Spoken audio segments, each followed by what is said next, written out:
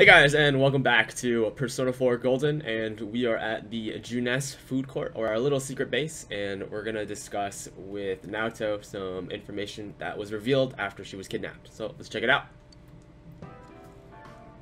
First, I heard the doorbell ring. Okay, I think Rise had the same thing. I think Rise remembered the same thing. But when I opened the front door, I saw no one there.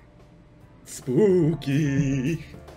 Just as alarm bells sounded in my mind, someone grabbed me roughly from behind and covered my mouth with something. Immediately afterward, I was put into something like a sack and most likely carried on the culprit's shoulder. Okay. Wow, how could you remember all that? Well, he is the junior detective, so I'm sure that this was a whole plan to begin with. The culprit seems to have used a chemical to incapacitate me, but luckily I wasn't completely unconscious. Isn't that like the date rape jug? I don't remember what it's called, but... I had been expecting a trick along those lines, so I was somewhat prepared. And of course, I was desperate to gather as much information as I could. No wonder you're an ace detective. There it is. Teddy understands. That ain't something to be proud of. You are too damn calm about all this. The worried wart Kanji giving him a stern talking to. Judging by their actions and body type, I'd say the culprit is definitely a man. I heard no conversations or voices, so I believe he is acting alone. It's after that that things get murky. I felt a single impact, which I assume is when I was thrown inside the TV. But the time from kidnapping to that point seemed too short. It was a matter of minutes. Well, I mean, he could have walked anywhere. You can throw him into any TV, right? It just happens that we go to Junes to go through that TV. But... So you were immediately thrown inside the TV after being kidnapped. Oh, could there have been a TV on the side of the road? Or maybe in her house, or in the Pearson's house somewhere. Or maybe had a TV somewhere before. My memory from there on is a blur. Alright. I see. So a little more information, but still very foggy, and there's still some questions that are left unanswered. But man, the killer came right up to the door and rang the bell? That's just crazy. Bold. That's what that is. I finally understand why you all testified that you couldn't recall much of what happened. Well, even if they did, who would believe them? Such a bizarre experience, with mental and physical fatigue on top of it. It's only natural to be confused. And going by the surrounding circumstances, my kidnapping and everyone else's were near identical. There is no question that the culprit is the same in each case. We caught it. We got it, boys. So, that Mitsuo boy who said he killed King Moron. Was just a copycat who tried to emulate but failed to get the minute details. Everything makes sense now. I can't say for sure until I gather more concrete evidence. But Mitsuo Kubo's only victim was Mr. Muraoka. It was a copycat killing that mimicked the true culprit's method. There you go. No wonder King Moron's death broke the pattern in so many ways. Even we thought that, but it was we still assumed it was the same person. The question remains, though, as to how Kubo learned of that world. That's it. That's what was bothering me. How did he? Mitsuo could enter the TV, right? Then why didn't he kill King Moron that way? Maybe he just didn't think about... Maybe he didn't know that it would kill him if being thrown in the TV. I believe he didn't understand the other world as well as the true culprit. There you go. Even though I can now enter it myself, it wouldn't occur to me to use it for murder. And remember, the previous corpses left no sign that their deaths had anything to do with the other world. Yeah, they had no, like, proof of, like, their cause of death. So it was like all up in the air and why they died. After Kubo became wanted, leaving him with nowhere to run, he probably thought for the first time, what if I put my entire body into the TV? To escape the police, which is a good escape plan. The bizarre condition of the corpses that caused such commotion is probably because they died on the other side. It's a simpler explanation than figuring out why the killer would risk disposing of the bodies in such a way. Alright, so they were displayed at random? How I don't understand the decision of how the bodies would be put in that way. Which means their inexplicable condition of being hung on a foggy day wasn't due to the culprit making a statement. No, it was just random? Much of our speculation could be tested if we could ask Kubo in person. However, I've unfortunately been taken off the investigation. Well, they're trying to... Well, Naoto has suspicions that the case isn't actually closed when the town itself is actually trying to close it. That the police will believe any of this. Yeah, no. Hear her status in the department. It's not gonna bode well. They wouldn't admit that it wasn't Mitsuo in the first place. They just want to shut it.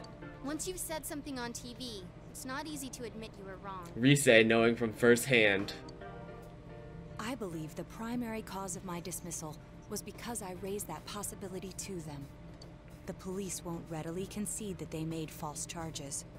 All the more so if the accused is a juvenile. There you go, yeah. He's like 16 or 17 years old, so pretty harsh charges. In fact, the overwhelming sentiment with the police force is to end this case with his arrest.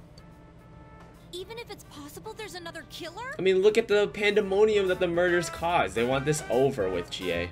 Those dickheads. I had a feeling that would be the case. Not that I trusted him in the first place. Hey man, that's my uncle you're talking about. But, Naoto, if you were that calm when it happened to you, couldn't you have... I'm not saying you should have caught him, but isn't it kind of sad for an ace detective to go down that easily? Come on, it's a girl. Leave her alone. I mean, still a person. To tell you the truth, I was really scared. She's so cute. I'm sorry. Adorable. It can't be helped. None of us could resist the culprit either. Don't forget, Naoto-kun is younger than us, and she's a girl. Yeah, Oh Yosuke. yeah, that's true. I keep forgetting when I see her talking like this. You know, Naoto? You're pretty cute. What is it? You got balls. For a girl. Alright, poor choice of words, but okay, Yosuke, we got the joke. Regardless, I have no doubt that the culprit will continue with his attacks. We can only watch and wait for him to make the next move. But this is no longer a mere job or someone else's affair. I want to know the truth of why we were targeted. What has to do with the TV? I mean, that's the first thing. Please allow me to join your effort. Of course. Thank you very much. I'll do my best, leader. Ooh, I'm her leader. Naoto has joined the group. She'll definitely be a strong asset in solving the case. Of course. And we have the investigation team to level 8. There we go. Since I'm the king of the geniuses, I knew it would work out this way. Okay, Teddy. Alright, alright. Ta-da! Now Chan's glasses. Ooh, I love glasses. Thank you. Oh, we didn't explain to her how the glasses work in the world. They told me about you, Teddy. Oh, okay. I can sympathize with your drive to find yourself. Oh, she's so cute. If I may help in any way... Wow, what a nice girl. She's a wholesome, nice girl. That Naoto, my favorite. The true culprit is still at large. For now, you'll just have to wait for them to make their next move. Alright, there you have it. So, some new information from Naoto. So, we knew that they came to the door and they used a drug and they threw her into the TV. But it didn't seem like it was far. So, it was like a 3-minute walk or something. So, you can work as a janitor today at the hospital, and I think that's exactly what we're going to do. So, we are gonna run out, go to the shopping district, and let's see who's available. Rise is available, and let's see if this is gonna raise our social link. So you feel like your relationship with Sayako will deepen, so we're gonna go and work at the hospital. Let's check it out. In above Municipal Hospital hallway, you busily clean the dark, silent hallways. You thought you heard something from down the hall. You decided to pretend to not hear and continue cleaning. Your courage has increased, and since you've read 100 ghost stories, your courage has increased again. And now we are heroic. We are completely done with courage. There we are. Very nice. Alright, so these are the other nurses. You can hear the nurses talking amongst themselves. Which room was it again? The one with the patient Uehara mentioned? What? You better get going now, or she'll yell at you. She's been really scary lately. She's been trying to... Ah!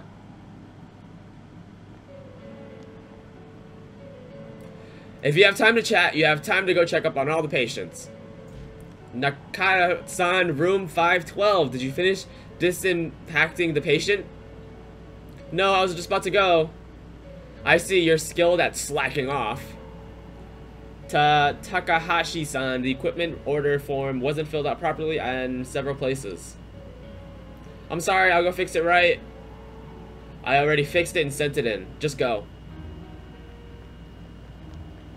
Come on, no need to be so harsh, baby. Relax. Yukun, I see you're working. That's good. I'll be going then. Sayako looks a bit pale, and she seems like she's a bit tired. You should get some rest.